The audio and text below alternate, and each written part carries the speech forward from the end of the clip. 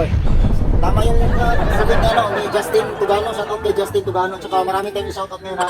At magbibigay ako ng tips para sa mga nagbibuild ng motor, sa mga nagsisimula pa lang mag-build ng motor.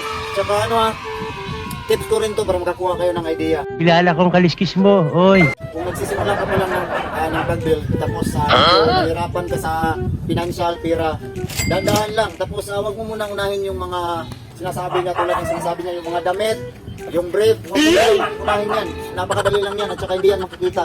Tingnan mo yung suot ko, di ba?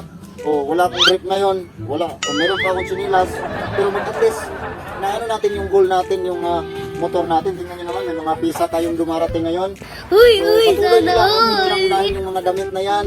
Saka na yan, pag matapos yung ng buuin, yung saka may mga motor kayo na nagsisimula pa lang, unahin nyo muna. Saka na yung iba dyan. Huwag mong subukan. Masisira ang buhay mo. Saka na yung mga damit nyo. Walang benta yung mga damit, dapat unahin nyo yung mga pyesa, dapat.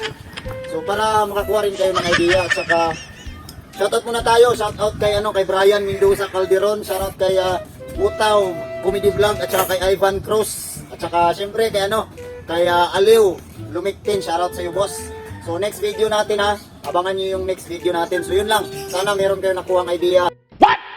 Huwag nyo munang unahin nyo muna yung mga parts tulad na nakikita nyo sa motor ko, saka na yung mga damit, saka na yung mga, syempre yung mga brief nyo, mga tingala, huwag nyo muna yan. Pag nabuo na, yun, pwede na kayong mag-start.